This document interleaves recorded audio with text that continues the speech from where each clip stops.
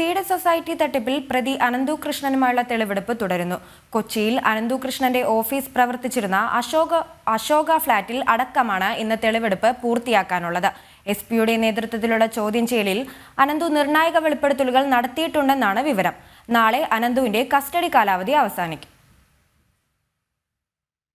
തട്ടിപ്പിലൂടെ അനന്തു കൃഷ്ണൻ വാങ്ങിക്കൂട്ടിയ സ്ഥലങ്ങളിലാണ് കഴിഞ്ഞ ദിവസം തെളിവെടുപ്പ് നടത്തിയത്. ഇടുക്കി ജില്ലയിലെ ശങ്കരപ്പള്ളി, കൊളപ്ര, കുടയത്തൂർ എന്നിവിടങ്ങളിൽ തെളിവെടുപ്പ് നടന്നു. സ്വദേശമായ തൊടുപുഴയിലെ ഓഫീസും വീടും അനന്തു കൃഷ്ണൻ പോലീസിന് കാണിച്ചു കൊടുത്തു. ഇന്ന് കൊച്ചിയിലെ ഓഫീസിലും ഫ്ളാറ്റിലും തെളിവെടുപ്പ് നടത്താനാണ് സാധ്യത. എറണാകുളം റേഞ്ച് DIGയും ആലുവ റൂറൽ SPയും ചേർന്ന് ചോദ്യം ചെയ്തപ്പോൾ നിർണായക വിവരങ്ങൾ അനന്തു നൽകിയിരുന്നു.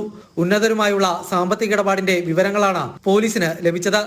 കോൺഗ്രസ് നേതാവ് ലാലി വിൻസെന്റിന് 46 ലക്ഷം രൂപ നൽകിയതിന്റെ ഇടപാട് രേഖകളും അന്വേഷണ സംഘത്തിന് കിട്ടിയിട്ടുണ്ട്.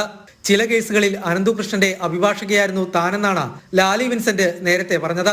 ഇടുക്കിയിലെയും എറണാകുളത്തെയും പ്രമുഖ രാഷ്ട്രീയ നേതാക്കൾക്ക് പണം നൽകിയെന്നും തെരഞ്ഞെടുപ്പ് കാലത്ത് അവരുടെ ഓഫീസ് സ്റ്റാഫുകൾക്കാണ് പണം കൈമാറിയതെന്നും അനന്തു ചോദ്യം ചെയ്യലിൽ സമ്മതിച്ചിട്ടുണ്ട്.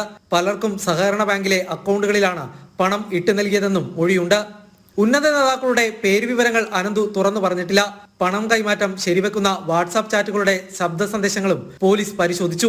തിരിമറി നടത്തിയിട്ടില്ല എന്നും സമാഹരിച്ച പണം ആദ്യഘട്ടത്തിൽ ഉൽപ്പന്നങ്ങൾ വിതരണം ചെയ്യാൻ ഉപയോഗിച്ചുവെന്നുമാണ് അനന്തു ആവർത്തിക്കുന്നത്.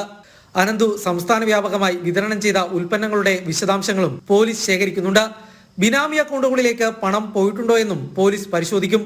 അനന്തുവിന്റെ സ്ഥാപനത്തിലെ ജീവനക്കാരെയും പോലീസ് ചോദ്യം ചെയ്യും.